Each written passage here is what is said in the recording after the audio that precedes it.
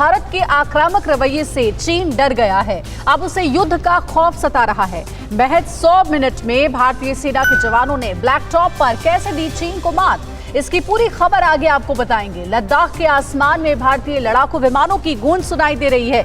सीमा पर विवाद और भारत चीन सेना की तैयारियों से जुड़ी 9 बड़ी खबरें देखते हैं top 9 war zone at LAC में। चीन को भारत की आक्रामकता से डर लगने लगा है। ग्लोबल टाइम्स के हवाले से चीन ने कहा है कि हिंदुस्तान सर्दियों में हमला कर सकता है। ग्लोबल टाइम्स में लिखा गया है कि मोदी सरकार राष्ट्रवादियों के दबाव में चीन पर हमला कर सकती है। ऐसे में चीन को तैयार रहना चाहिए क्योंकि भारतीय सेना सर्दियों में भी LAC पर तैनात रह सकती है। 29 अगस्त को ब्लैक टॉप पर भारतीय सेना ने कामयाबी की तैयारी 24 अगस्त को ही कर ली थी। सुबह होने से पहले ही भारतीय जवानों ने ब्लैक टॉप पर तिरंगा फहरा दिया था। महज 100 मिनट के अंदर ही जवानों ने प्लान पूरा कर लिया था। चोटी पर मौजूद जवानों ने कब्जा करने आई PLA को भगा दिया।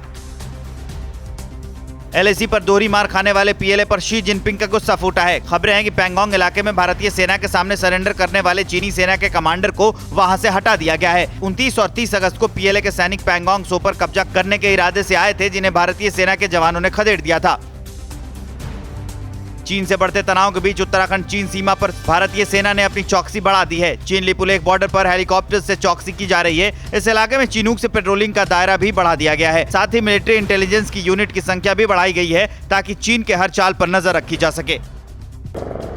लद्दाख में चीन के बॉर्डर से सटे इलाकों में भारतीय वायुसेना के हेलीकॉप्टर और फाइटर प्लेन निगरानी कर रहे हैं। लेह लद्दाख के आसमान में भारतीय लड़ाकू विमानों की गूंज सुनाई दे रही है। ये चीन को सीधी चेतावनी है कि भारत हर मोर्चे पर पलटवार के लिए तैयार है।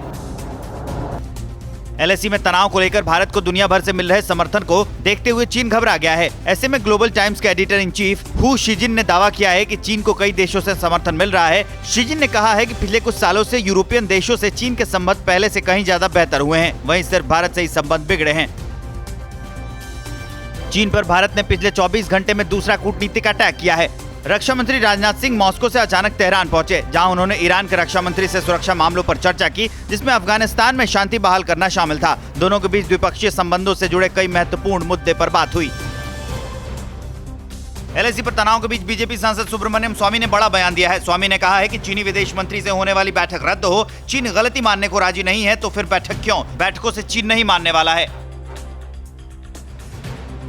साउथ चाइना सी में चीन को घेर चुका अमेरिका अब हिंद महासागर में बड़े सुपर एक्टिव मोड में नजर आ रहा है। गोवा में एयरबेस पर अमेरिका ने एयर डिफेंस सिस्टम थार्ड और मिसाइलों की तैनाती के साथ एयरक्राफ्ट कैरियर और परमाणु बॉम्बर्स से चीन की निगरानी बढ़ा दी है। वहीं साउथ चाइना सी में ब्रिटेन ने अपना एयरक्राफ्ट कैरियर भेजा है। अड़ी सोमवार से शुक्रवार शाम 6 बजे सिर्फ TV9 भारतवर्ष पर।